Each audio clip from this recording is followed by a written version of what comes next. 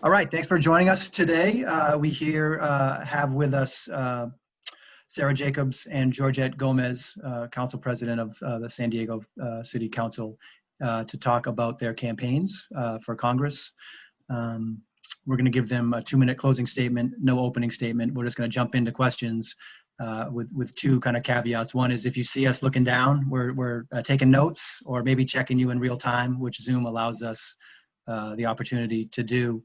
And secondly, I'll start by asking some questions that the board and I kind of hashed out ahead of time, but they're going to jump in at some point, so we all will get a chance to talk to you.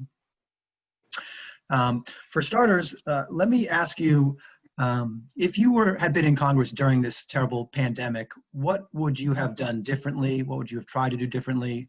And what will you do as a priority in your first year? Georgette, why don't we start with you, please? Yeah, thank you.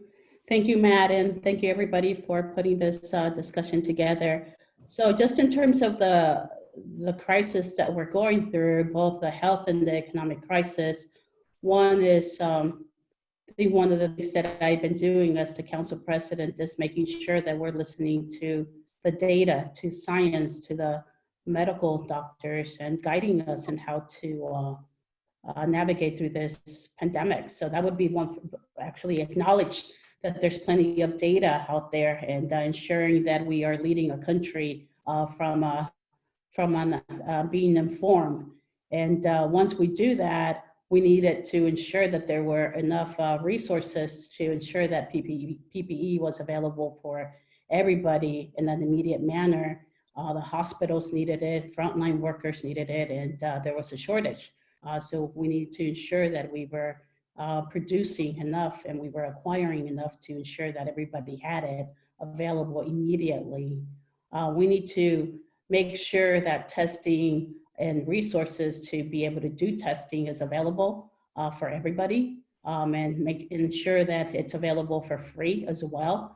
One of the things that I did along with Supervisor Nathan Fletcher early on was, one of the things that really was creating a lot of confusion is the fact that the information was not flowing in a manner that it was accessible for everybody. So we held a couple of press conferences. I deliver some of the messages in Spanish because that's the other language that I speak. But it was really critical that we needed to inform all our residents in the language that they were speaking, and clearly that was not occurring, and it was really a huge concern of mine. We do have a undocumented community, and one of the things that was pretty clear early on was that the undocumented community really wasn't getting the necessary resources, and in fact, there was fear of actually, what does that mean to us? Can we go to the clinics? Can we go to the hospitals to get tested? Or are we gonna get deported, or if there's another layer? So that was another thing that was really critical. As you know, very happy to have seen the CARES Act move forward pretty quickly. The fact that we don't have the second round of relief it's insane, especially in a moment of an economic crisis. There is a lot of uncertainty and a lot of unsafety that people are going through right now. So would be very active in making sure that we were moving forward with another adoption of the relief. I'm happy to see that the House move forward with the second package. It's getting clogged in the Senate, but at the end of the day, we need to do our work to ensure that we leave politics aside, our identity as Democrats, and this is the time where, as elected, we need to lead and ensure that the resources are flowing to the cities to be able to respond both with the equipment necessary, with the testing, and then also helping our residents that have been hit significantly because of unemployment economically.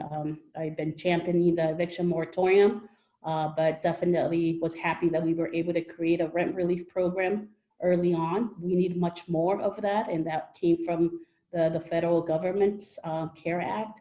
We were happy that we were able to allocate resources to support a business community, once again, needing much more support And if I would be in Congress right now, those are the areas that I would be focusing and making sure that we're taking care of the frontline workers that are exposing themselves every single day.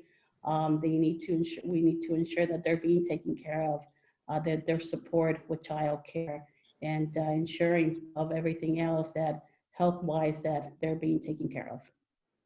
Thank you. Sarah, how would you have responded differently if you were in Congress, and what would be your priorities in your first year for the pandemic? Yeah, I appreciate the question. I have worked on pandemic prevention and response. I was Hillary Clinton's global public health advisor during the 2016 presidential campaign, where we were worried about the Zika epidemic and worked directly with members of Congress on a package of legislation that would have enabled us to better respond to this, including making sure that there was rapid response funding already appropriated so that we didn't have to wait for separate appropriations. And I also worked on emergency response and vaccine development while at UNICEF. So I think that there are a few things that Congress should have done differently. I think it's clear we had a failure of government and leadership at every level of government. From the time that Congress started getting briefings about this pandemic threat, they should have been putting in place funding for a nationwide testing, contact tracing, and isolation proposal. I had to see that they give the President Defense Production Act authorities. However, it's clear that we needed more oversight of that, since we know that the president did not use it on what we needed, and rather we just learned this week that the president used that Defense Production Act authority to buy airplanes, which has nothing to do with our COVID response. I also think that it's important that Congress should have foreseen that this crisis would have been longer than 8 weeks. I think the CARES Act was a good start, but it was passed under the premise that this would be a short-term crisis. No health expert I know believed that. So I wish that in the CARES Act, they had put in place automatic stabilizers so that we would not have these arbitrary political deadlines of when our unemployment ended, expanded employment, of when the PPP loan ended, et cetera, but rather it would be based on the economic conditions that we were in, and those programs would last until our unemployment was down to a certain level. So I think moving forward, I've been working with members of our community. I put out a small business plan with working with local small business owners on what I think we need to do to fix the small business support, including specifically setting aside funding for community development financial institutions so that the funding actually gets to the smallest of small businesses, and making sure that, like in the EIDL, in the PPP, you can also pull a cash advance so that you can immediately pay your workers. I've also worked on a plan to make sure that we are addressing our climate crisis within the economic stimulus that we will be doing, making sure that we're not using the stimulus to lock in high emissions industries that otherwise would not have survived this time absent COVID-19. And just yesterday, I put out a housing plan that I worked on with members of our community that would make sure that we are putting in place the immediate housing assistance that we need through emergency vouchers and rental assistance and homeowners assistance, but also looking at how we can use stimulus to address our housing crisis and build more housing, including proposing a works public administration so that we can get people jobs and build the housing that we need here in San Diego. Let's talk a little bit about economic stimulus and kind of your top priorities to get the economy running and lower this, change this unemployment rate that's so high. And Sarah, why don't you go first? You touched on some of these themes, but if you could go into greater specificity about your singular priority for getting us out of this economic slide once, we get a better handle on the pandemic itself.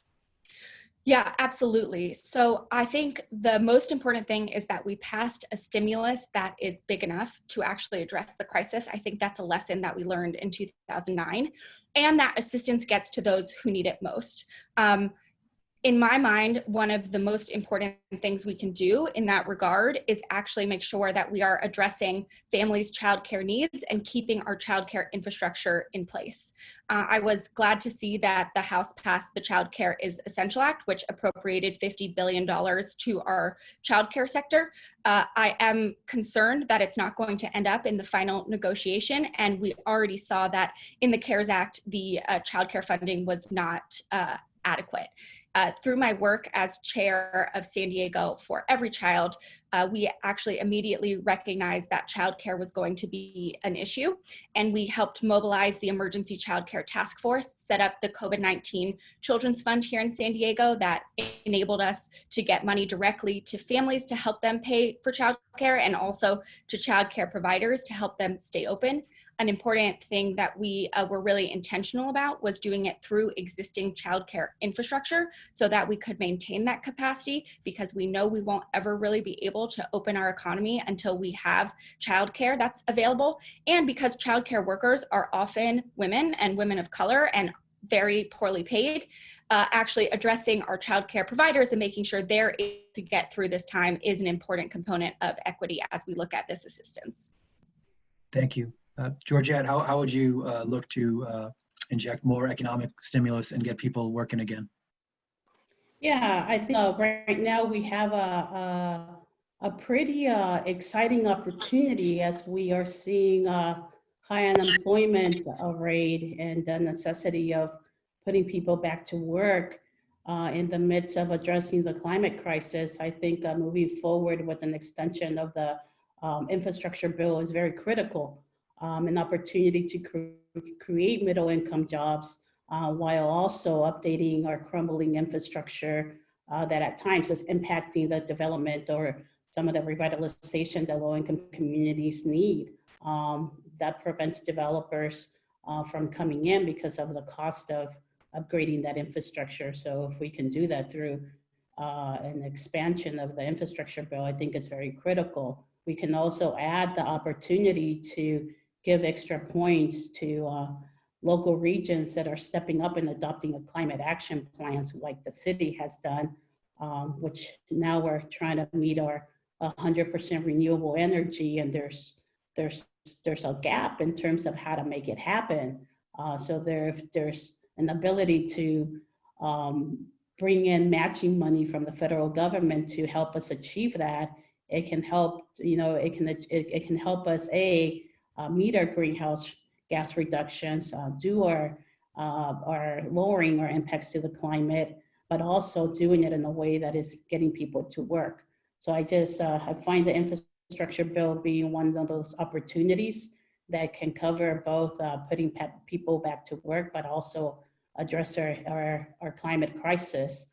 I've been a huge advocate as an organizer before getting elected, and improving our health, our transportation system, being part of SANDAC and seeing the opportunities that are now being created to move forward our region with the 5 big bold moves. That's going to require Congress to step up and allow us to bring those resources. So that will definitely re-envision our region in a major way. But we're going to need Congress to step up with the infrastructure bill. So definitely that would be a major focus. Gotta undo Trump's taxes that he has moved forward, that it's only shown that is helping the wealthy, not the working families, not the low-income families. And then we need to move forward in closing the loopholes for corporations that have taken advantage of these tax cuts to ensure that there's more money coming in so we can then put it back into revitalizing our economy, putting people to work, making sure that our frontline workers are being supported with hazard pay, with the support that they need to ensure that childcare is available. We need to, right now, our school system is struggling in how to bring back education in a safe manner. Congress needs to definitely step up and provide the resources to ensure that that we are addressing the digital divide, a major issue in terms of the education system pivoting to online. If we still have families that don't have access to technology, and even once they have the computers, if they don't have access to Wi-Fi, then it's not going to work. So we actually need to be talking about this immediately because schools are already in session, and the digital divide is still very much real. So those are the areas that I would focus on. And obviously, I mean, lastly, I would say the fact that right now, because of the pandemic and this economic crisis that we're going through, it really has shown as well that our healthcare system is broken. The fact of the matter is that people got laid off and they lost their healthcare. So we do have a system that is not, it's not proven to be working. It's very expensive. And there are folks that are not able to acquire health insurance because of the cost. And now that people are being laid off, they're losing their care. Their family members that are dependent on them are losing their care. So this is an opportunity to truly discuss the development of universal health care. I think there's plenty of data right now that shows that our system right now is not working, it's broken, and we have the opportunity to address it. And then access to food. Because people are not earning an income, those that have been living at the bottom, that don't have a safety net in their, and in their banks, they don't have savings. There are people, there are families that are struggling in this moment and acquiring healthy food. And I'm glad that to see the community step up and be helping out others. This is the time where we need to step up as individuals and ensure that we're sharing our what we have, but also at the end of the day, government needs to ensure that we're providing the food needed for folks that are not able to go to the grocery stores. Appreciate the thoroughness of that answer. As we go forward, if you guys could keep your answers a little more brief, that would be great. There's a lot of ground to cover and not a lot of time. You both touched on some issues, and we'll get to those. We'll explore some of the differences or lack of differences in your positions. But let me start with your backgrounds and your families. Obviously, Sarah, you come from a very wealthy family of Samaritans. The Jacobs name is on a lot of buildings and entities in town. That's pretty well traveled ground. And Georgette, your story is also well known. Two undocumented parents. You always lived south of the 8, and you would get up and take transit early in the morning to get to middle and high school. So let me ask you, in that kind of context, how do your backstories kind of help you respond to your constituencies, to reflect your constituencies, and to relate to your constituencies? And Georgette, why don't we start with you?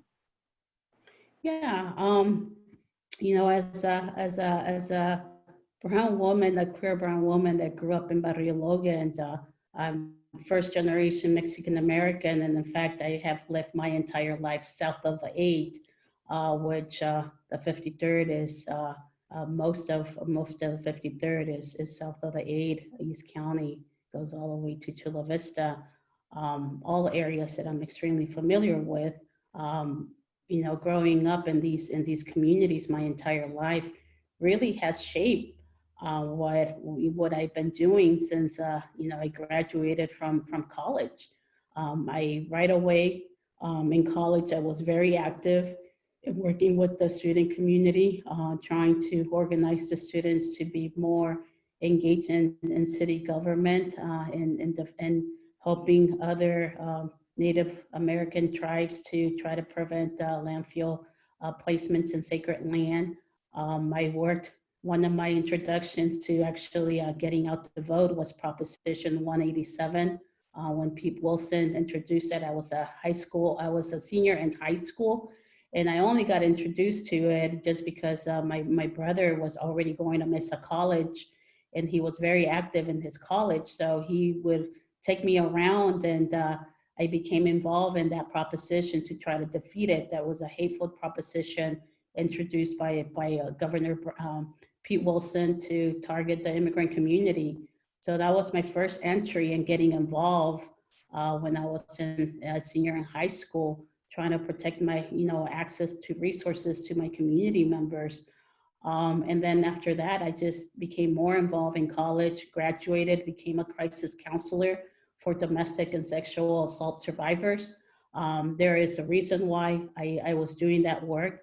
Growing up in my home, there was violence, and that really shaped on the focus that I would focus later on in terms of just trying to address domestic violence. For many reasons it happens, but I know that, when incidences would happen in my home, they would tend to be at the end of the month when bills needed to get paid, the pressure of my family not having enough resources and having to choose how to address the bills. So that was the environment that I come from, very real, and at times we don't talk about that. That led to me getting involved in addressing domestic violence and sexual assault issues. That's why I became a crisis counselor. I wanted to go back to Logan Heights and Barrio Logan and address the air quality, the environmental racism that has occurred over decades in those communities. That's why I focus on becoming I wanted to do urban development, but I also from a lens of sustainability and cultural diversity. I ended up graduating from San Diego State with such focus through the geography department. I also, aside from being a crisis counselor, soon after I became a community organizer in Chula Vista. Later on was able to do work in National City, and then in Logan Heights area, in Barrio Logan, addressing, influencing and working with the community very closely on making sure that we were addressing environmental justice. That also led to me working in Tijuana, addressing the impacts of trade that has brought to the border communities because of lack of regulations and then the environment, lack of protections for workers that's impacted the communities there. So I did a little bit of work there. And then soon after, I became the Associate Director for Environmental Health Coalition, overseeing all our policy work from what we were doing by national to the different communities here in the region, working at the state, trying to always address the issues that communities that I come from, like Barrio Logan, a low income community of color, have been facing their entire life. And that has shaped who I am, what I've been doing. And now as a council member, as the council president, I've been pushing a strong agenda that addresses some of these inequities that our city has created. And because of it, I'm very familiar on where the gaps are. In order for us to address the housing crisis, which is an area that I've been focusing quite a bit in terms of affordable housing. Let me hit pause right there. We'll get to housing in a second, but let me give Sarah a chance to respond to this question about your family and how it helps you relate to your constituency. Yeah, thank you for the question. I'm incredibly proud of everything that my family has done and everything that San Diego has given to me and my family. And it's why I've dedicated my career to building a fairer and more equitable San Diegoan world. You know, I went to local public schools and I got a great education, but you shouldn't have to grow up north of the 8 to get a great local public school education. It's also why I founded San Diego Every Child and now serve as the chair, because I believe that every family in San Diego should have the kinds of opportunities that my family had. And I will say, like, my family is the story of the American dream. My grandfather was the first in his family to go to college. His dad was a taxi driver. And he was able to start a business in part because he didn't graduate college with a bunch of student debt, because he was able to buy a home when it was affordable. And I want to make sure that future generations have the same kinds of opportunities that my grandfather had. And I also appreciate you ask about our families, because people talk a lot about my dad's side of the family, but my mom's side of the family, you know, my mom went to San Diego State. My aunt and uncle are postal workers and were able to buy a house in Normal Heights 30 years ago on a postal worker's salary. And I want to make sure that other families have that kind of opportunity. you know, I believe that the job of a representative is listening. I know that I've had a different life experience than many of the people I'm trying to represent. And that's why I go to communities and I listen to what they need. And I talk to them about what I know how to do, which is get things done in Washington. And I think that that is what resonates. I'm the only candidate who, of us who won any precincts south of the 94 freeway in the primary. I'm the only candidate here who won any precincts in El Cajon, in Chula Vista, in Lemon Grove. I won every precinct in Skyline. So, you know, I'm really focused on listening and working with communities to address the problems that they have, and then thinking about innovative policy solutions to be able to do that. I had a question. That San Diego's turning blue is becoming much more obvious as so many of our races are a Democrat against a Democrat. What can you say to those Republicans in your district that feel like they may not have a voice that's listening to their concerns? Sarah, why don't you go first? Sure. It's a good question. And from the very beginning of this primary, we have run our campaign focused on coalition building and making sure that everyone knows there's a place for them in this campaign, and that I will listen to them and I will respect them, even and especially when we disagree. And I'm very proud to be endorsed by Morgan Murtaugh, the former Republican candidate in this race. And look, we agree on a few things, assistance to small businesses and childcare, but that's pretty much all we agree on. But that's not the point. The point is that she knows that I will listen to her and I will respect her. And I will go to Washington and find ways to work across the aisle to actually get things done, because partisan gridlock has been going on for far too long and it's harming our San Diego families. Georgette? Yeah, thank you, Andrew, for that question. You know, as a strong progressive, that, you know, when I got elected, I have not changed my values. They still stay the same. The fact that I come from the community and my motivation on being an elected is to address the issues that particularly low-income communities of color have been dealing with for quite a while. That's been my motivation, and all my colleagues currently in the city know that. And I've been engaged in such a way. That doesn't mean that I'm not representing other community members from my district. Everybody in my district has equal access, equal representation.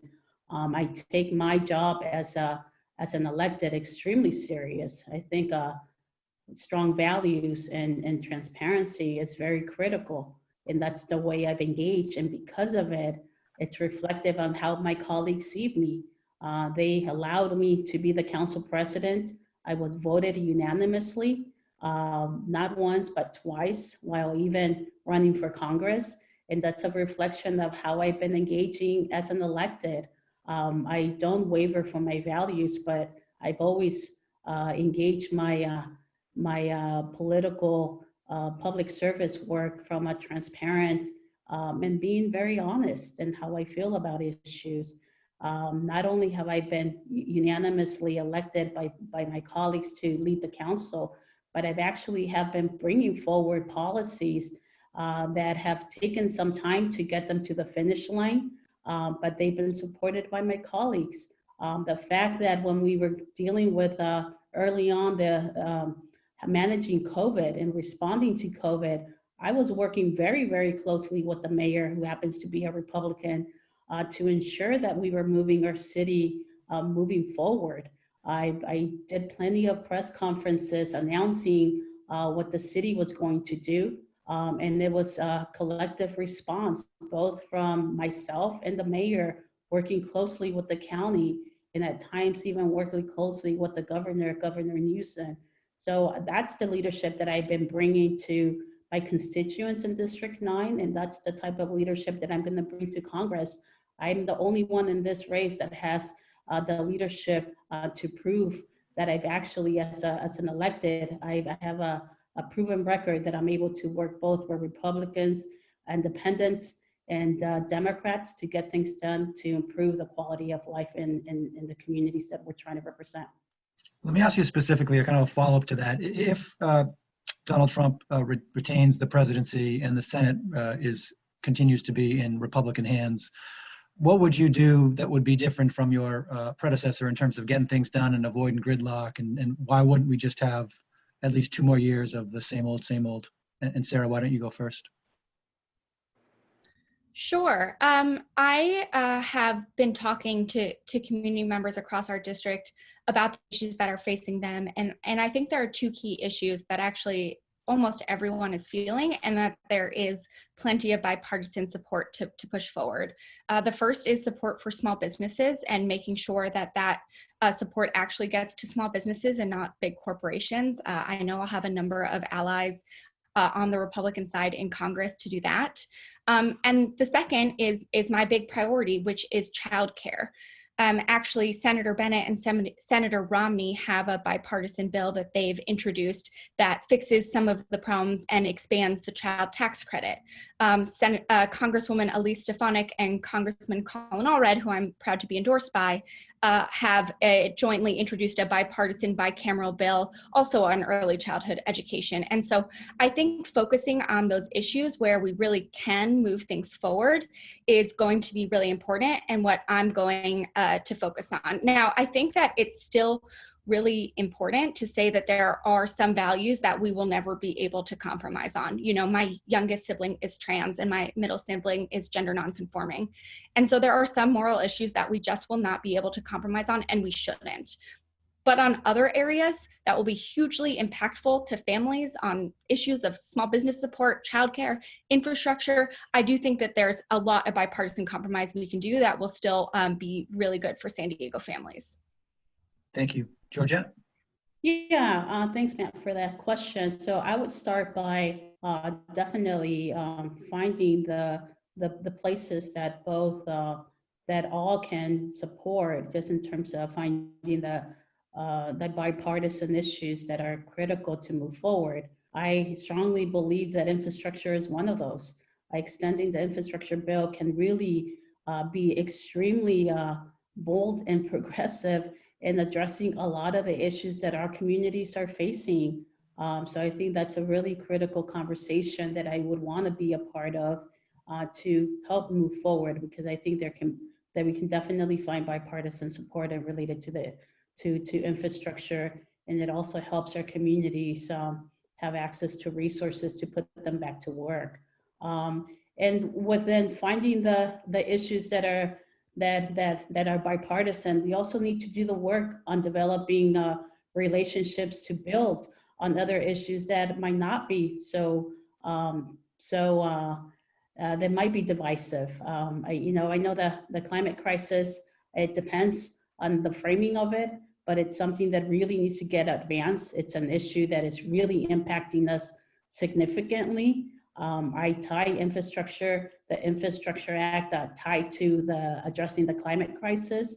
So definitely getting that done is critical, but we also need to start building the support of how we take the conversation of addressing the climate crisis beyond the infrastructure bill.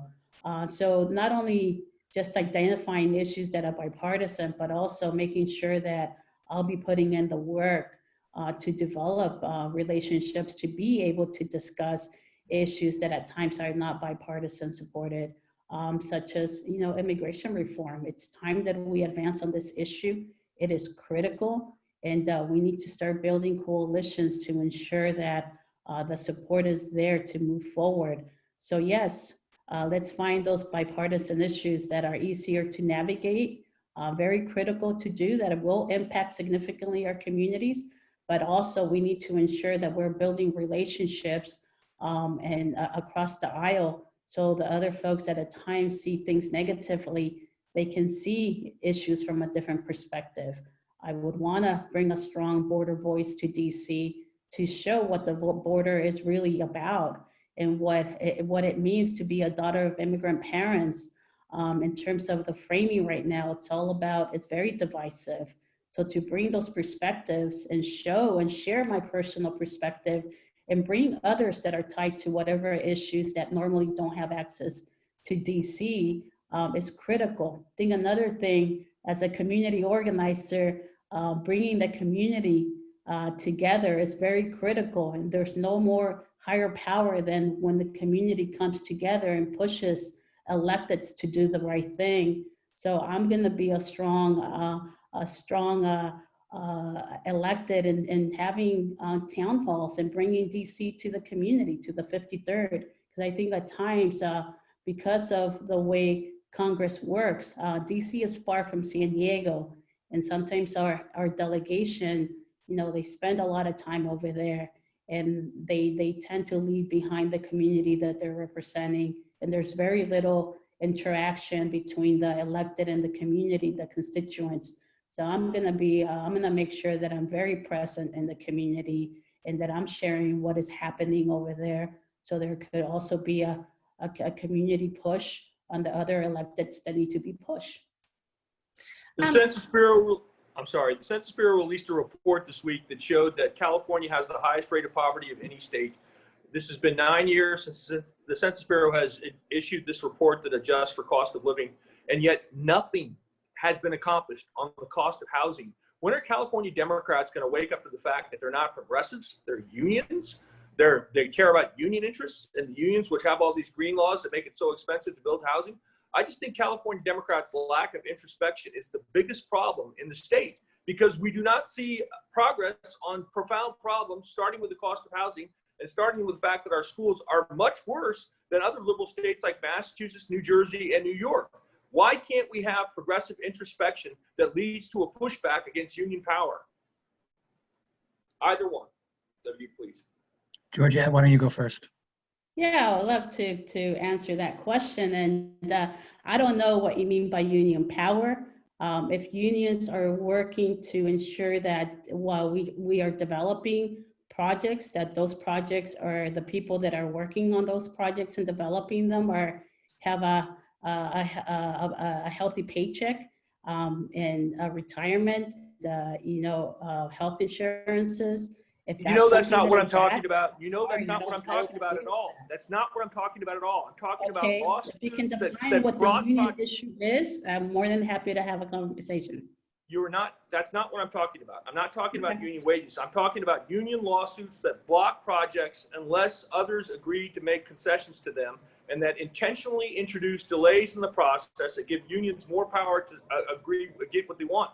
You've talked about, last year, you talked about how difficult it was for you to make a living on your old council salary because of the cost of housing. So why doesn't that mindset inform your decision-making overall?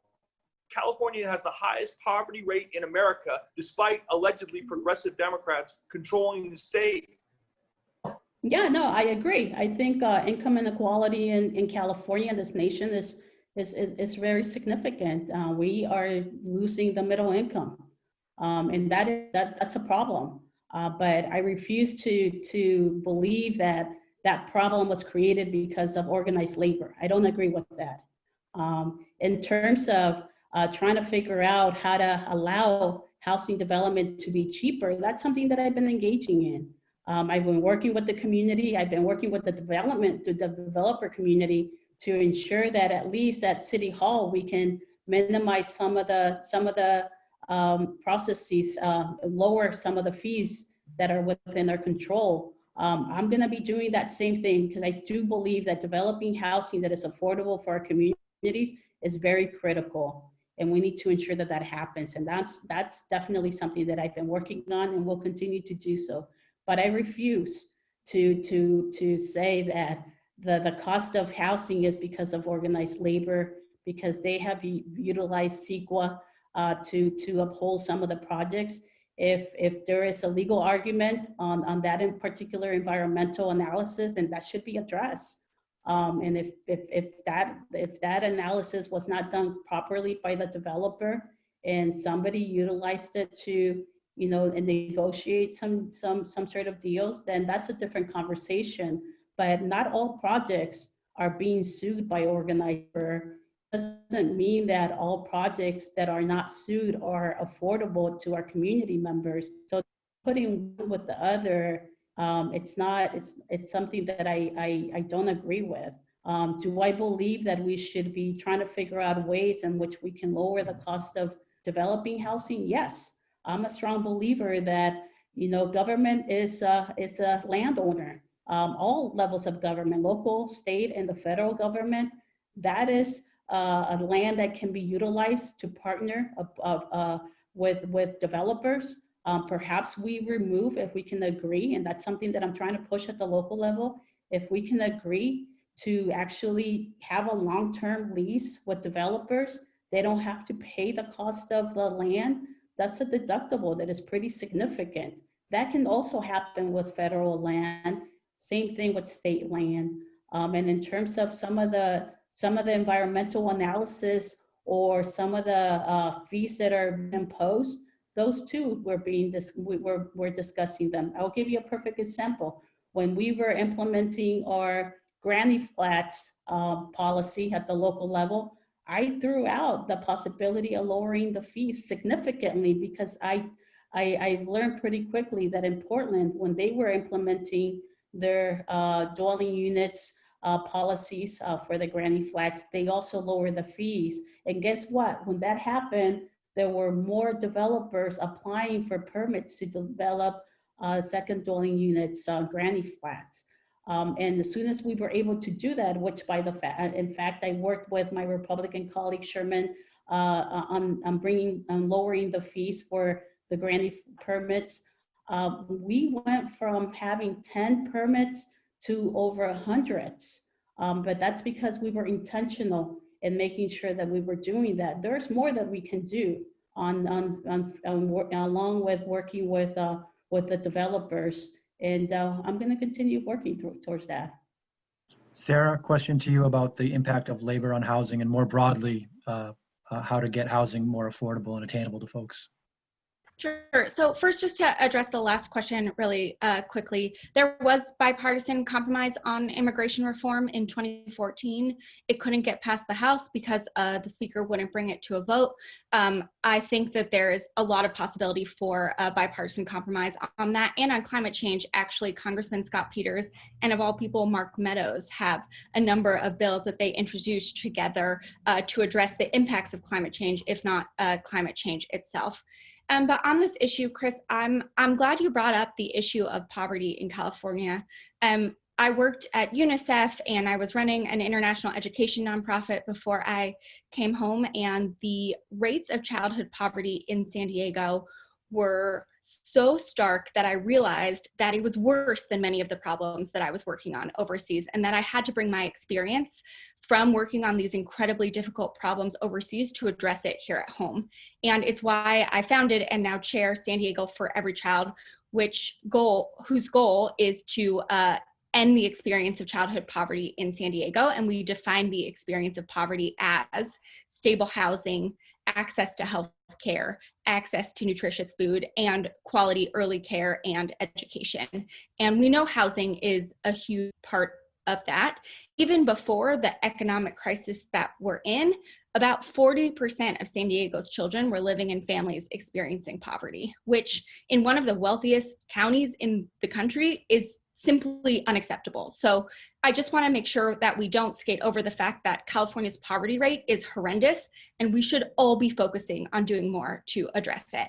Now, on the issue of housing, I think that there's, I'm not going to speak for the Democrats in Sacramento.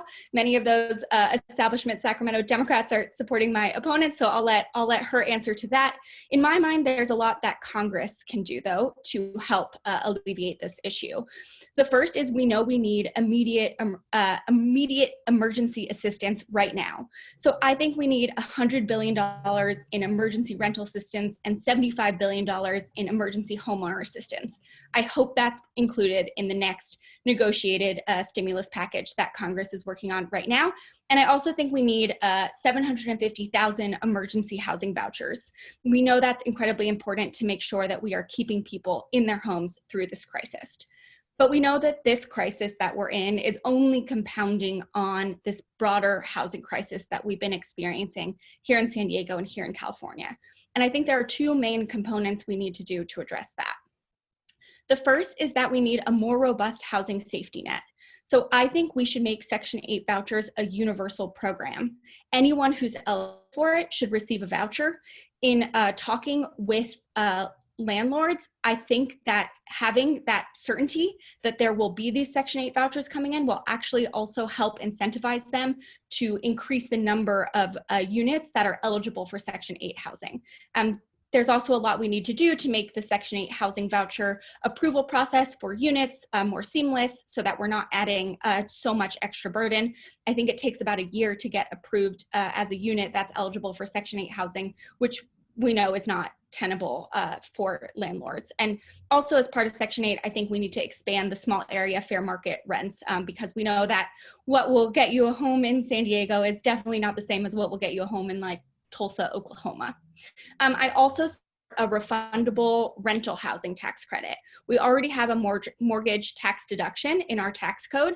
I think we need to make sure that we are giving renters the same kind of assistance. So I think it's Senator Harris introduced the bill. There's a partner bill in the House that gives a rental tax credit for any family paying more than 30% of their rent on 30% of their income on rent, which I think will be very important. And then of course we know we need to build more housing. So from the federal government level, I think we need to invest in a housing trust fund and a capital magnet fund so that we can leverage public dollars for private investment. And we need to fix the low-income housing tax credit that, because of the Republican tax bill in 2017, has really been gutted. I also think we need to bring back the neighborhood stabilization program from the Great Recession that enabled federal dollars to help preserve the existing low-income and affordable housing. And as part of the housing proposal that I released yesterday, I'm also proposing we create a modern works public administration that employs out-of-work Americans to focus on building more housing that's affordable in conjunction with the unions, not displacing any good-paying union jobs, but adding to our capacity to make sure that San Diegans get the housing that they need. Since we're getting into issues, let me ask you kind of first a broad question to tee it up. I'm wondering what each of you think is the biggest difference between you and your opponent, both from a policy perspective, one succinct difference, and from a personal leadership perspective. And Georgette, why don't you go first? Yeah, I would start by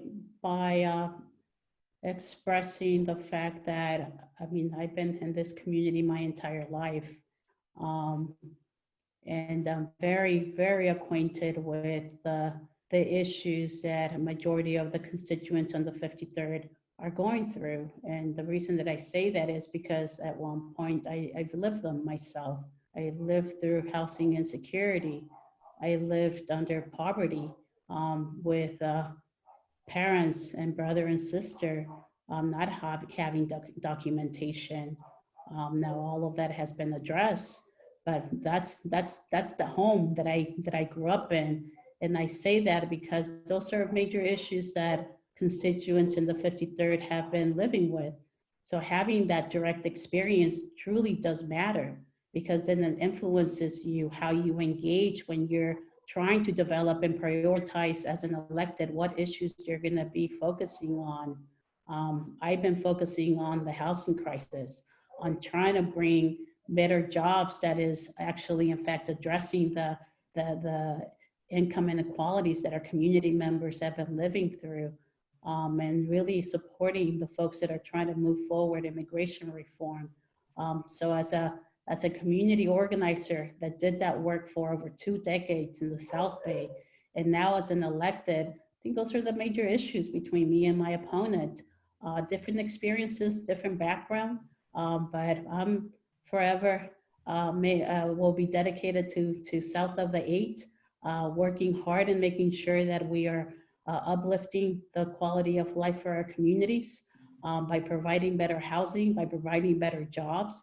And I'm the only one that has actual experience on getting policies adopted, which is not an easy thing to do when you have various different perspectives from other electeds to try to get them to support the issue that you're bringing forward that is addressing inequities at times is not easy.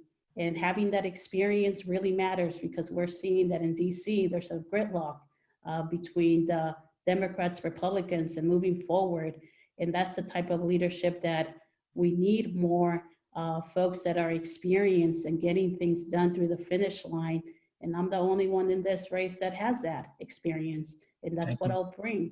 Thank you. Sarah, what would you say is your biggest personal leadership and then policy issue with your opponent? Yeah, I'm the only one of us who has experience working on federal policy. I work directly with members of Congress on the issues that are really going to be consuming the 117th Congress, issues like global public health, like how we respond to an economic crisis, like how we respond to crises around the world, how we make sure that we're rebalancing our foreign policy so that we're not only leading from the Department of Defense and the Pentagon, but we're rebuilding our State Department and USAID capacity to address issues around the world. And I also think another component of our leadership is looking ahead. I was working on data privacy issues and how we can make sure that we are utilizing new technology and big data for good instead of the harms it will create since 2013 and 2014 when I was working at UNICEF on those issues. I was working on making sure that students around the world were connected to the internet because I knew how important it was in 2017. With San Diego for Every Child, as soon as it was clear that schools were going to be closing, we immediately convened a series of conversations to identify the needs of children.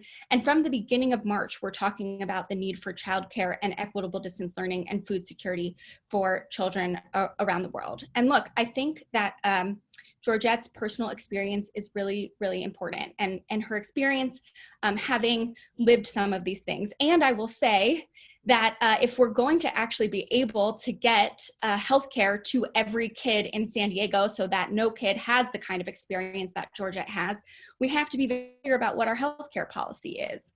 I support Medicare for all. I think in addition to coverage, we have to address cost, we have to address access, we have to address delivery reform and payment reform. My opponent, every time she talks about healthcare, she has a different policy. In her newest plan, it's a Medicare for all public option. Sometimes she talks about protecting the ACA. Sometimes she talks about Medicare for all. And I'm really focused on what we can do for people and what kind of policies are actually going to be enacted that are going to make people's lives better. And I think that's the kind of leader we need. And frankly, Matt, your own poll from yesterday shows that that's the kind of leader that San Diegans in the 53rd Congressional District are looking for. Georgette, 30 seconds. 30 seconds to respond. 30 seconds to respond to the healthcare allegation. All right. Well, I'll respond to healthcare. I'm for universal healthcare, and I'm going to work really hard in making sure we move forward. But in relation to Sarah saying that she's the only one that has experience at the federal government, that's false. I've been working right now under COVID very closely with their delegation, making sure that what they're representing in DC is reflective of our local needs. I've been working with them very closely before ever getting elected. When President Obama was president, he created a pilot program called Sustainable Communities.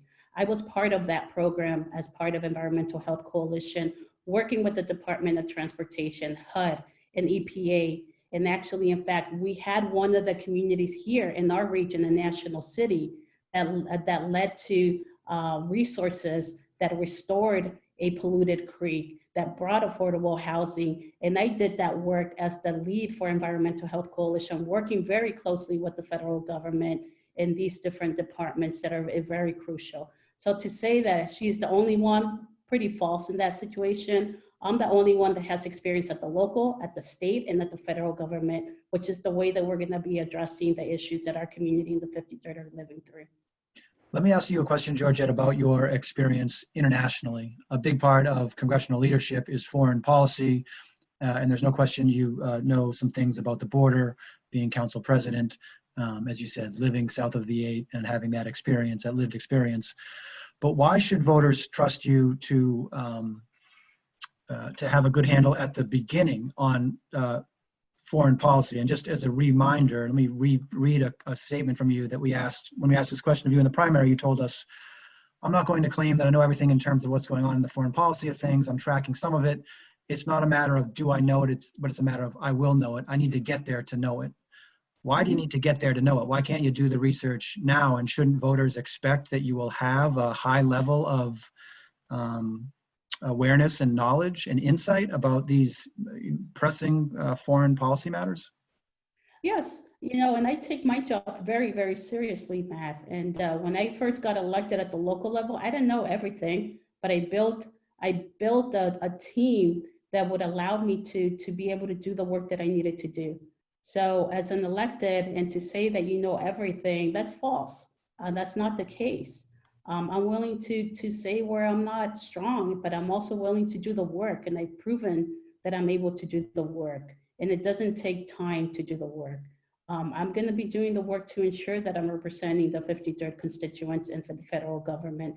In terms of foreign policy, I've been looking into it, and I have been learning more about it. Do I claim that I know it completely? No, I'm not going to say that. But I have a proven record that I've been doing the work to ensure that I engage as an elected the way that I need to do. When issues are brought forward, and I'm engaged in a way that it gets us to results. And that's what I'm going to be bringing to DC, that experience, my commitment, and my drive to ensure that we are addressing and bringing resources to our community. Having the experience in terms of uplifting the importance of the relationship between Mexico and us is something that I've been very active since day one. I've been going to Mexico City, and I will continue to do the work to ensure that we're building those relationships and restoring the trust. I'm going to do that same type of work in other countries as well. Sarah, let me ask you a question that people criticize you for. You ran for Congress in 2018 in the 49th, came close, but didn't make the runoff. And here you are in the 53rd. What do you say to someone who says, you're trying to buy a congressional seat and you don't necessarily care which district you represent, but that you want to be in DC? Yeah, well, I'm going to address the question you asked, Georgette, and then I will absolutely address that one. I think it's simply unacceptable to say that you will address foreign policy when you get to Congress. September 11th happened in Congresswoman Susan Davis's first year in office. The 53rd Congressional District has one of the highest proportion of military families and veterans of any district in the country. And to our military families, the issues of war and peace are kitchen table issues, because they want to know that their representatives will not be sending their loved ones into harm's way without thinking deeply about the issues first. We almost went to war with Iran in January. Tensions are still escalating.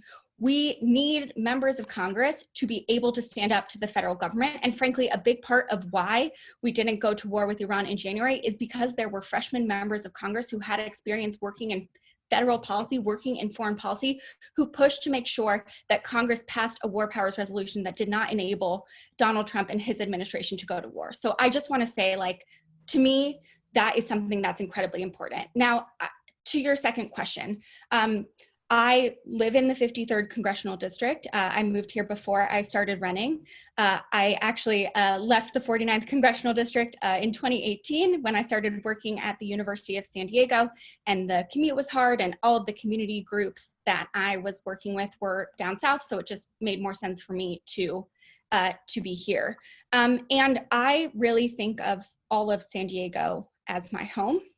I'm deeply grateful for everything that San Diego has given my family.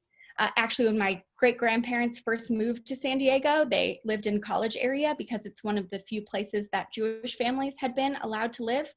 And I think that, even when I was running in other places, I always worked with community members across San Diego, because the issues that we're working on in Congress, they're not confined to congressional districts. They affect all of us, and we need to make sure we're getting equity right, regardless of, who exactly is there. And so making sure that I was working with communities south of the 8, even as I was more focused up north, was incredibly important to me. And honestly, I think it shows up in the primary. As I mentioned, I'm the only one of us who won any precinct south of the 94 freeway. And I think that's a testament to all the work that I have been doing, working with those communities and making sure that they have what they need, and that we are working to build a better San Diego for everybody. I'm sorry, Matt, can I just say? Sure, you can respond to that. Yeah, I mean, to say that moved into the 53rd before announcing that my opponent was going to run, it's a little bit disingenuous. Let's share a little bit of what happened in between 49th and the 53rd. I mean, I believe that I had a conversation with you, Sarah, wanting my endorsement because you were going to announce your candidacy for the 52nd when Scott Peters was possibly going to be stepping down. So that didn't happen. So you didn't get an opportunity to announce your race then. And then soon after is the 53rd. So to say that San Diego is your home, that's great. But where we've been doing our work and really matters and how we are engaging our candidacy. Yes, you know, you did better in the primary. How much money was it poured to ensure that that the voters were from your own money and your family's money to get your campaign done across the aisle, across the finish line. So it's really important that voters know what's going on in this race and who is who in this race, because elections do matter, they have consequences. So in relation to foreign affairs, I am a strong believer in peace. I will engage my foreign affairs approach in such way, and I take that very seriously. Sarah, do you want to respond to the 52nd? Did you want to run for the 52nd? Did you call Georgette and ask for her endorsement? I don't recall that conversation with Georgette. I know that there were many people reaching out to me after I lost my race, asking me to run in various different races. I always try and think about where I can have the most impact. And so when, you know, anytime some community leader came to me to ask me to run for something, I, you know, gave it due diligence and thought about if it made sense and if it was where I could have the most impact. And before I lived in the district, I lived 4 blocks outside the district, elsewhere in downtown San Diego, which is about as far outside the district as you live in, Georgette. So, you know, I think that, you know, it's important also, as Georgette talked about the money. I'm very grateful that I have been able to communicate with voters. It's true. And as we saw in the presidential primary, no amount of communication matters if you don't have a message and a candidate that resonates with voters, or else Mike Bloomberg would be our president or a Democratic nominee right now. And I also think it's important to talk about who she thinks votes can be bought. Okay, just on Monday, I released the endorsement of 12 leaders in San Diego's Black community. I won every precinct in Skyline and Lemon Grove. And the fact that you think that those communities' votes can be bought says more about you than it does about my support. Georgette, 15 seconds to respond to that. Yeah, I mean, I've too won some precincts in Lemon Grove and throughout the district. So to be saying that you're the only one, I can't. That's not true. I'll continue to do the work. I've been doing it before running for Congress. I've been doing the work before running for City Hall, and I'm going to continue fighting for my south of the 8 communities. Because that's the type of leader that I am. Let's stick on international issues for a second. I want to ask you both, what is the biggest international threat to America right now? And Sarah, why don't you go first? The biggest international threat to America right now is COVID-19 and the fact that our response to it, both at the international and the domestic level, has eroded our ability to lead on a number of other transnational issues. The world is frankly laughing at our response to COVID-19. We have eroded our ability to say that our system works better than authoritarian systems around the world, which was one of the main items that we had in our soft power arsenal.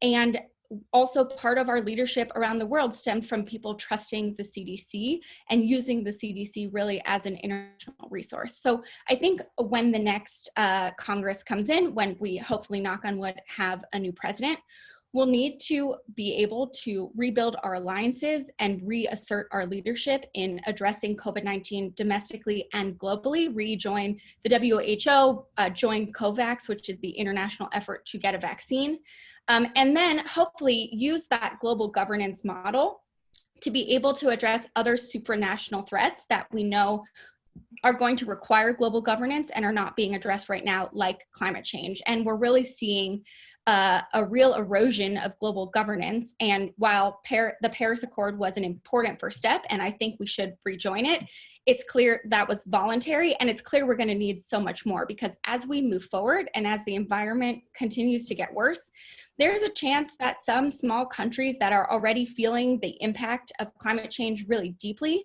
are going to start doing some geoengineering on their own because they're tired of waiting for the rest of the world, and we don't have a global governance structure that's going to be able to address those kinds of issues. Georgette, what do you see as the biggest international threat to America? Yeah, I would say two things. One is definitely the pandemic that we're going through right now, and making sure that we are addressing it and that we're working with other countries and moving us forward. It is ridiculous that we are where we are right now with COVID, while other countries have been able to manage it in a better way. So definitely reaching out and restoring the relationships that we used to have is very critical to be able to work through these crises together. So that's one thing. The other one is the climate crisis. Strongly believe that the climate crisis, not only will it impacts us here in the US, but it's a national threat. We are seeing it, wildfires everywhere, severe weather patterns that are occurring from tornadoes, fires, and everything in between. We're seeing more exodus of asylum seekers having to leave their countries because they're not livable. So this is something that we really need to take seriously, not only in our country, but also ensure that we're working with others and stepping up our commitment to the climate crisis, and also helping other countries to address the issue itself. I'm curious, when would each of you take the vaccine if it comes to market? Would you be in the first line, so to speak, or would you be hesitant to take it? Georgette? I'll be in the first line. I think as leaders, we need to show that the vaccine is something that is going to be safe, and encourage others to take it. And I would be more than happy to be in the front line to ensure the safety of it to folks. But I also don't want to take something away from somebody that could possibly prevent them from losing their lives. So it's a sensitive aspect, but I do believe that as leaders, we need to show by example, and I would be more than happy to be part of it at the beginning. Sarah? Yeah, I actually signed up for a human challenge trial. So I think, especially as a young person, I have a responsibility to make sure I'm doing everything we can to get to a vaccine. I trust science and scientists. So if the scientists say that the vaccine is safe, I will happily take it. I can't say I particularly trust Donald Trump, and I feel very concerned that he's going to rush something out before the election just to say that he could. At UNICEF, part of what I worked on is vaccine distribution. I was in the innovation unit, so we were trying to address the cold chain better. I'm heartened to see that there's a vaccine in the final stages of clinical trial that won't require a cold chain, which will make the distribution a lot easier. But one of the most important parts of distribution of a vaccine is trust, and is having those trusted messengers able to do that last mile distribution. And so I have actually been talking to members of Congress, and when I get there, I want to make sure that we are putting funding aside, especially to keep this trusted messenger capacity to fund community-based organizations who will be able to make sure that the vaccine is getting to those who need it most, in part by actually keeping the census infrastructure in place, because we know that's already been set up to invest in community-based organizations that have those trusted relationships to the communities that are hardest to reach. Let me, you mentioned, I thought of this, let me ask one question, Andrew, and then I'll turn the mic to you. You mentioned as a young person, and it occurs to me that one of the issues that affects young people that doesn't get nearly enough discussion as it should is student debt. Huge issue for college students and graduates. What would you do to make it easier or change the playing field there? Or do you think that that's just kind of a problem that needs to exist for, in today's society? I mean, it's interesting that students now are going to schools remotely and still paying high room and board for a far inferior editorial opinion, far inferior education. And Sarah, why don't you go first? How would you handle student debt? I mean, this is a huge issue. I'm a millennial. My generation holds about $1.3 trillion worth of student debt, which means my friends are not buying homes, they're not starting businesses, they're not going into the kinds of professions that we need in our society because they're not high paying enough. So I think there's a few things we need to do. The first is that we need to, right now in this emergency, immediately suspend all student debt needs. Federally backed student debt should really be canceled right now. And then looking forward, the most progressive thing to do, I believe, is to make sure that we are vastly expanding the public service loan forgiveness program so that we are making sure that anyone who goes into public service, but also an expanded version of public service, so nursing, teaching, starting your own business, that those are eligible for the public service loan forgiveness. And I know we've got some other millennials here, so I'm sure that if you are part of the public loan service forgiveness program, you've experienced that it's actually one of the hardest programs to apply for. It has one of the lowest rates of uptake of those who are eligible, in part because how high the administrative burden is. So also making sure that it's easier to access it for those who are eligible. And then one thing I don't think we talk enough about in the question of student loan is actually those who are most impacted by student loan debt and who it would actually be the least costly to address because their loans are not that big generally. And that's the population of students who took out student loans but never finished their degree and therefore never got the benefit on the other side.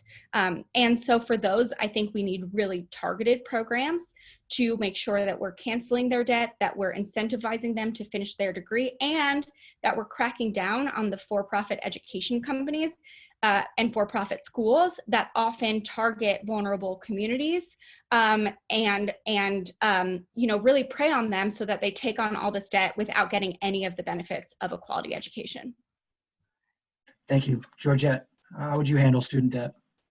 Yeah, no, this issue is very, very concerning to me, especially the 53rd has some community colleges in it, trades, as well as San Diego State.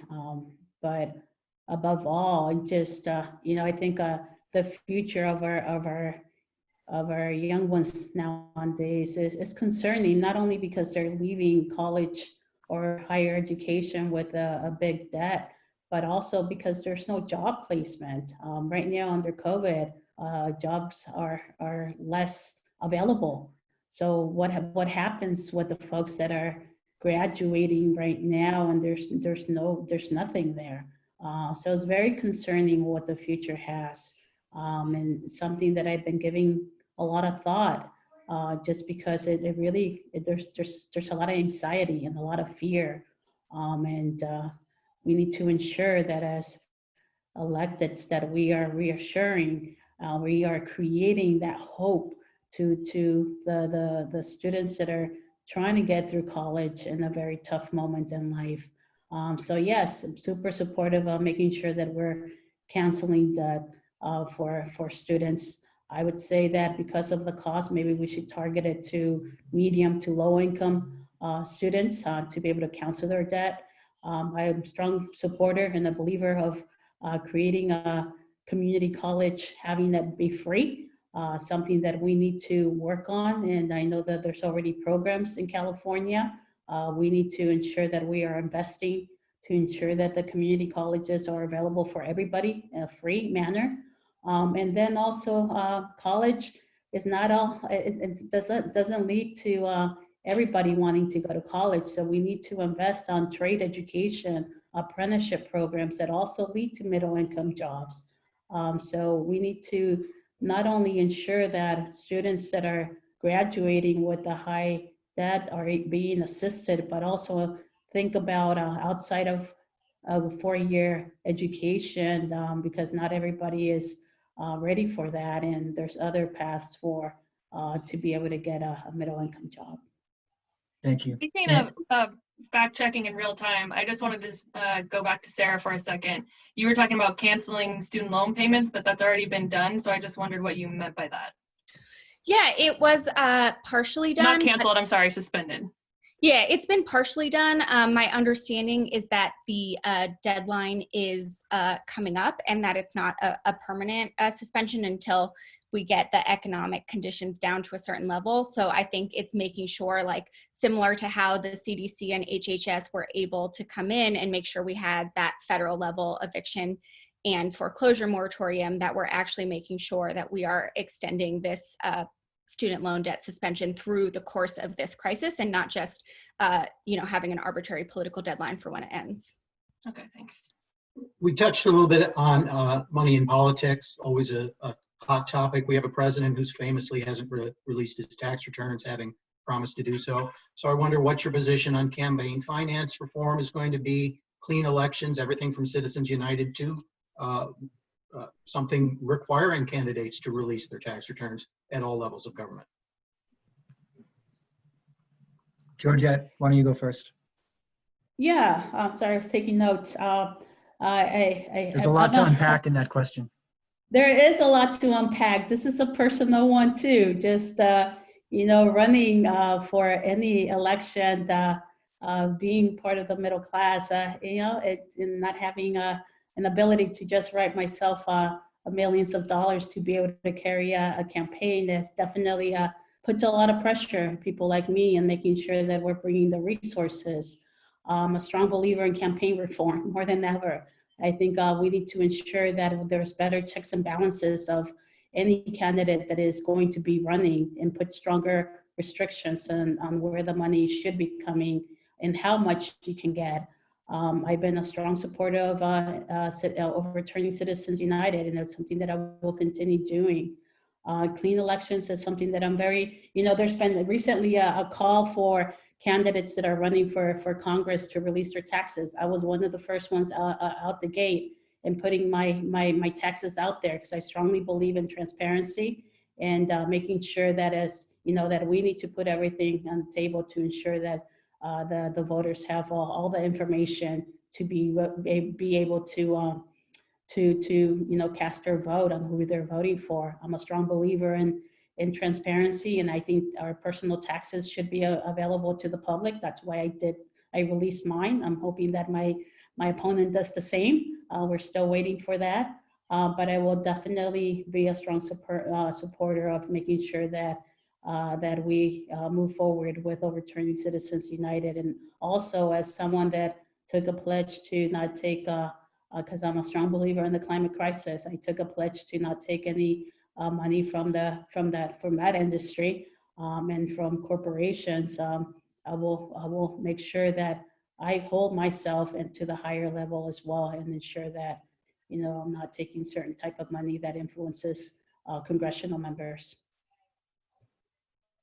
Sarah, question to you, and I know you've said that you plan on releasing your taxes soon, but when will those be coming?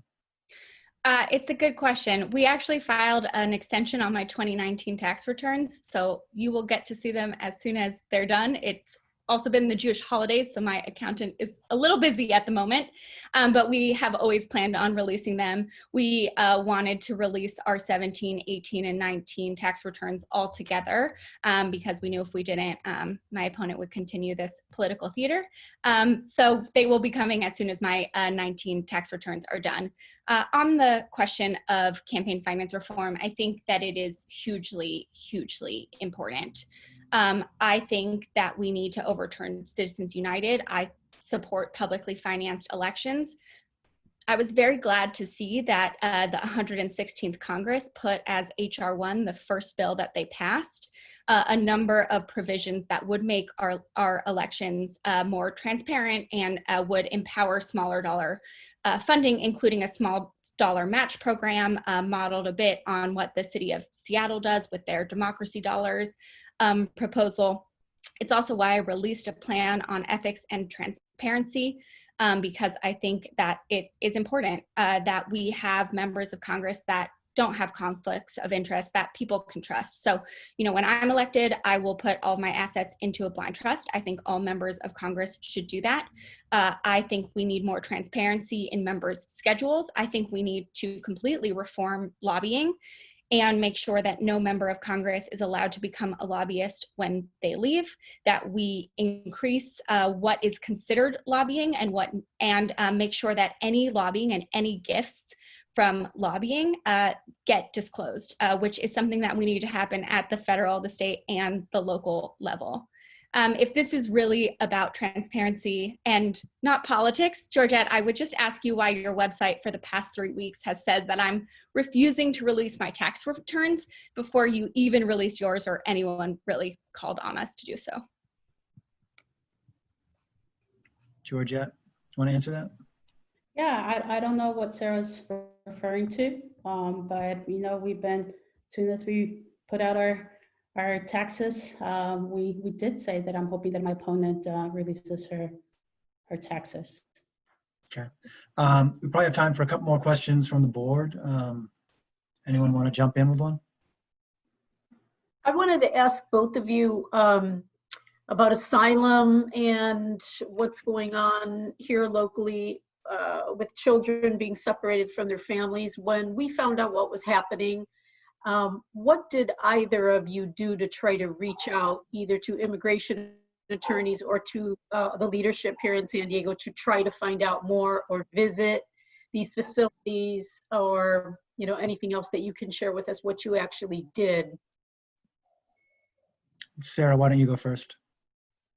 Yeah, it's a horrible issue, and it's been really heart-wrenching.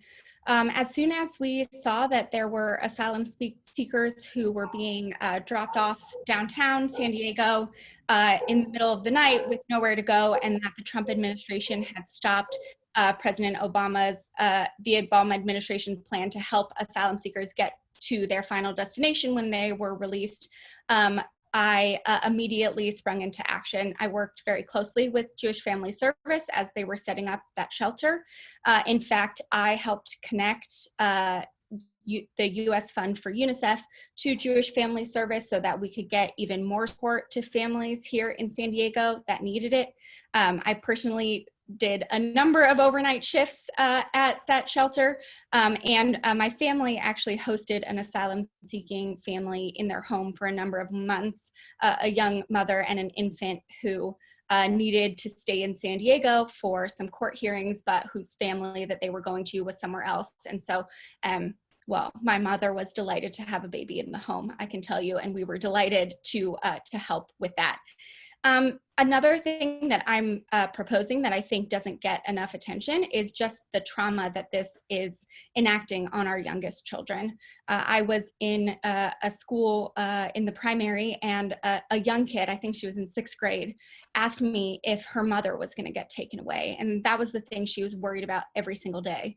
And when we were knocking on doors, we tried to always be intentional to not knock on the door directly in households that might be worried about deportation, because we heard from so many kids that the knock on the door, they thought every single knock on the door was someone coming to take their parents away, and not their friend coming to play, not someone just coming to talk to them. And so I want to make sure that as we pass a comprehensive approach to immigration reform that is really important, that we make sure that we are also setting aside funding to address the social and emotional issues that we have caused by this horrific behavior. I also think that we need a minimum resettlement goal of 95,000 refugees into the United States every year. And another thing I'm proposing is making sure that any minor gets automatic right to counsel in any immigration court. Georgette, question to you. Yeah, thank you, Laura, for that question.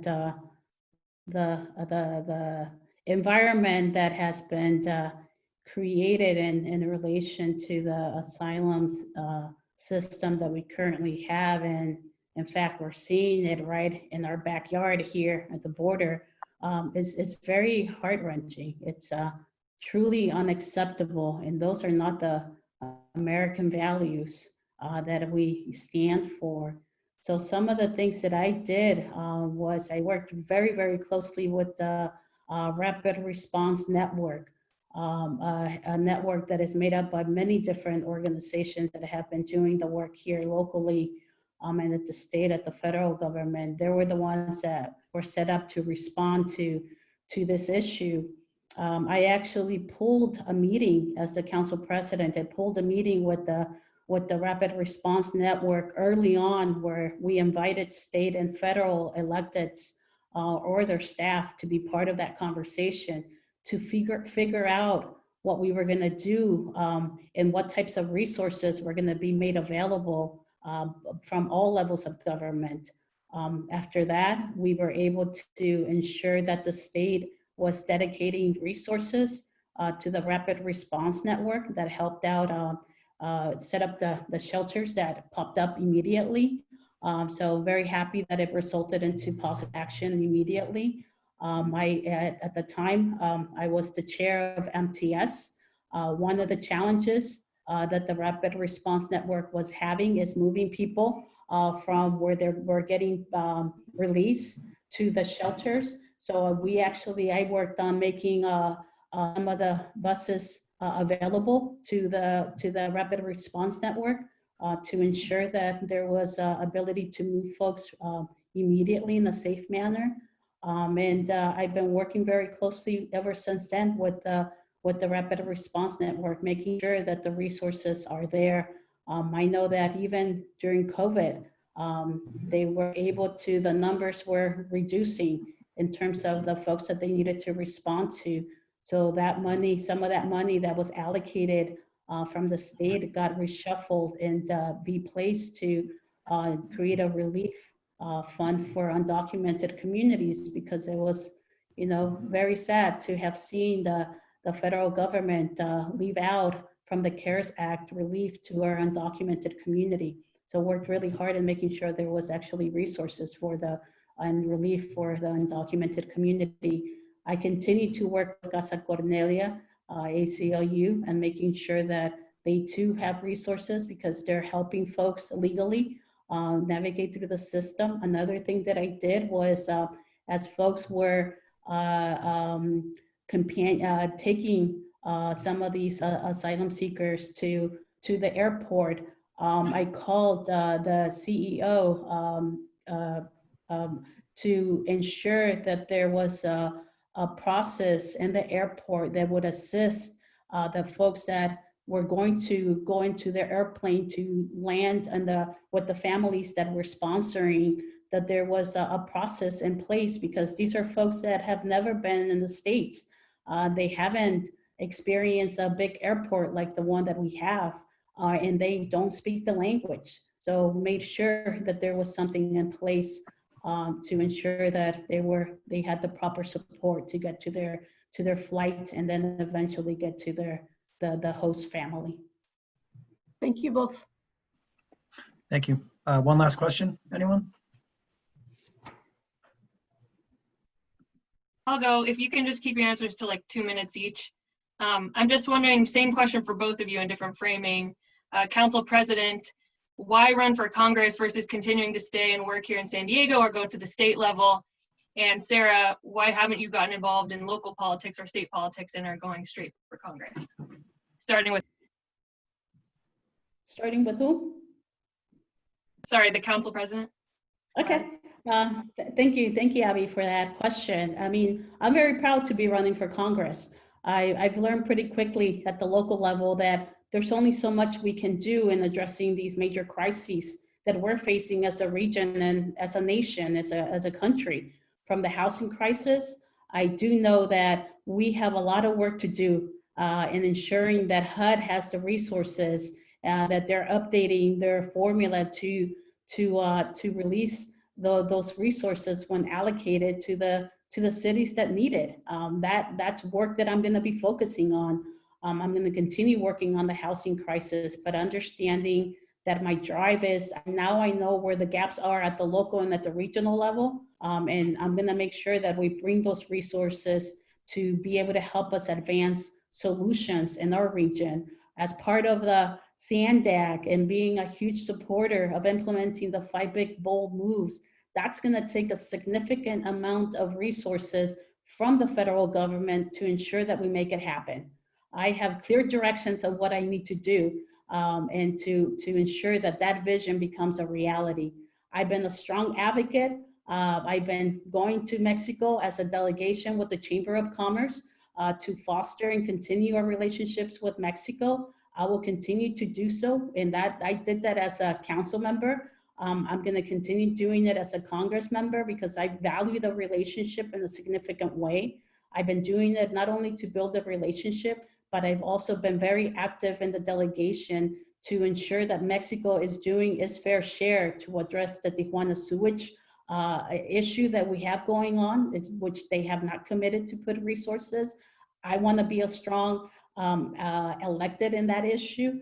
I've also been an advocate in getting Mexico to allocate the money that we need to improve Otay Mesa 2 project, which will be very significant in improving the flow of our trucks, our trade, and that's something that is significant. So the reason that I decided to run is because I understand what our regional needs are, and I understand where the gaps are, and I'm hoping that I can bring forward resources that will help our local region to address these significant issues. And then as an elected that is representing our refugee community, I was there when the Muslim ban was announced. I was there since day one. I want to be a strong champion for our Muslim community, our refugee community, our immigrant community in DC. Not only because I have the honor to be representing them right now as a council member, but also because this is a personal issue. As a daughter of immigrant parents, I understand the importance of moving forward immigration reform. I want to get involved in these issues, and there's only so much I can do at the local level, and I'm excited to be stepping up my responsibilities as an elected. Thank you. Sarah? Yeah, I have incredible respect for our state and local leaders. I think that there is a lot that can be done at the state and local level, which is why I don't think they should be seen as stepping stones. And I think you need people in those positions who care deeply and have thought deeply about the kinds of local and state issues that will be coming before them. My experience has really been at the federal level.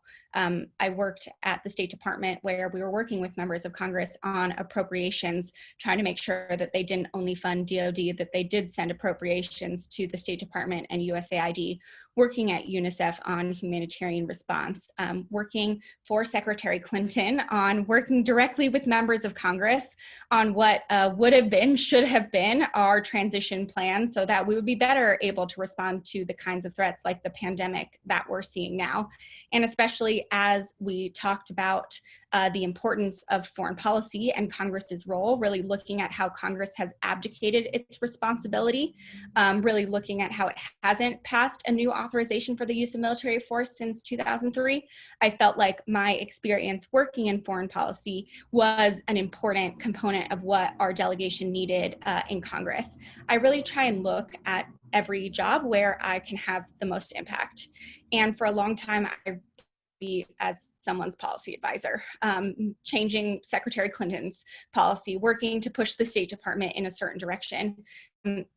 As Donald Trump became president and I saw that all the issues that I cared about being gutted, I knew that I needed to meet the moment and that my policy expertise and my ability to build coalitions and to see the new kinds of problems we'll be addressing, not only the same ones we've been fighting about, were going to be incredibly important in not only standing up to Donald Trump, but also rebuilding our country after he's gone. Thank you very much. Why don't we go to closing statements, 2 minutes each, and if you could try to keep it to that, that would be great. And Sarah, why don't you go first? Oh, you're muted. Oh, all right, starting over. We'll give you your 2 minutes back. Thank you all again so much for taking the time to talk with us. I'm a policy wonk, so I really enjoyed getting to delve into these issues. Always love to talk about exactly what I want to do when I get to Congress. And I really do believe that the 117th Congress is going to be almost entirely focused on COVID response, both public health and economic.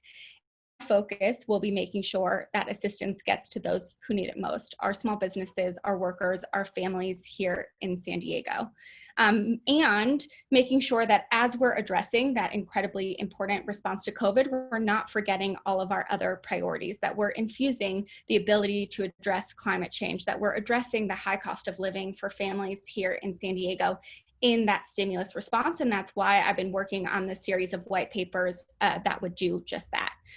We need a member of Congress who is going to do more than get their sea legs for the first 2 years. We need a member of Congress who's going to make sure that as those negotiations are happening, they have thought deeply about those issues, that San Diego will be getting what they need, and that we're using all of the levers of federal power to deliver for San Diego. I believe that we need a new generation of leaders who not only will look at old problems with a new lens, will focus on new problems that we're not really addressing, like new technology, like data privacy. Chris, I know you wrote a number of pieces about that are really great. But we'll also find a new way to address the partisan gridlock. Partisan gridlock has really affected San Diego families. We're not getting the support we need. We have not seen the progress that we need. And we need a new generation of leaders who can really go to Washington and respect everyone and listen to everyone and work across the aisle to get things done. I'm a proud product of local public schools here in San Diego. I was proud to serve at the State Department and at UNICEF, and incredibly proud of the work that I do with San Diego for Every Child, directly addressing families' needs during this crisis. And just on a personal note, I want to say that I know that things feel really difficult and dark right now, especially with the passing of Ruth Bader Ginsburg. But I'm hopeful, and I'm hopeful because I've seen firsthand what San Diegans are possible when we have a big idea and work together to get it done. So, I'm hopeful that we're going to be able to address this crisis and rebuild better. And thank you all again for having me, and I would be very honored to earn your endorsement. Thank you, Sarah. Georgette?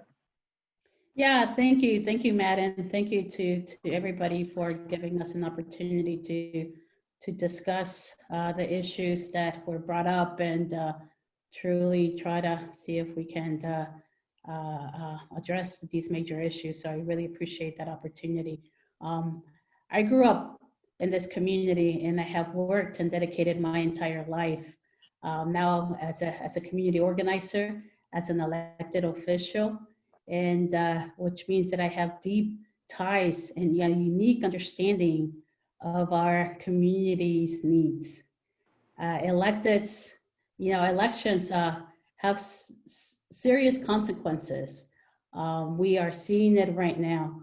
And having elected leaders that have a proven record of leadership truly matters nowadays. It can lead to somebody's life. As a community organizer, I've learned pretty quickly that folks tend to say quite a bit, all the time. They say the right things, but when it leads to doing the actual work and showing up for the community, that's where it really matters. I've been showing up for this community my entire life and will continue to do so. I ran for city council to take on the issues that are impacting our communities of color or low-income communities. I've been delivering on policies that have been addressing these very issues, and I will do the same thing in Congress. I have experience in building coalitions, not only working with those that are in the front line, such as the market rate developers, but actually bringing the people that are needing affordable housing to the table to ensure that as we're navigating on solutions, that they too have opportunities to influence those solutions, which has led to policies being adopted by my colleagues in council, both Republicans and Democrats. This is the type of leadership that I'm gonna bring. I'm gonna focus on the issues that are impacting our working families, making sure that these critical issues, such as addressing the COVID crisis, the economic crisis, the housing crisis, the climate crisis, all are addressed in an equitable manner. I have dedicated my life to address inequities in this society, address the issues that are impacting our Black and brown communities. And because of it, as an elected, I have proven my leadership in navigating through COVID currently in the city of San Diego, working along with Mayor Kevin Faulkner, developing the rental relief program, authoring one of the first eviction moratoriums, making sure that PPE is available to our frontline workers. Been pushing on implementing our climate action plan, moving our city to 100% renewable. I've been pushing on addressing the housing affordability crisis in our community. And we've been working and making sure that the city of San Diego is standing up against Trump by signing on the defense of, having a resolution, rejecting the border wall, making sure that we're standing with our DACA recipients, making sure that we're signing on to legal matters that they're protected. This is the type of leadership that I'm bringing, and this is the type of leadership that Congress needs. This is why I've been endorsed by some amazing leaders, from Bernie Sanders to Assemblywoman Shirley Weber, to AOC, to Senator Elizabeth Warren, to the California Democratic Party. And I'm going to continue making sure that I deliver for the constituents in the 53rd and for the region. And I hope that I can earn your support today. Thank you, Council President. And thank you both for joining us today. I appreciate it. Thank you. Thank you. Thank you, Matt. Bye, everyone. Thank you.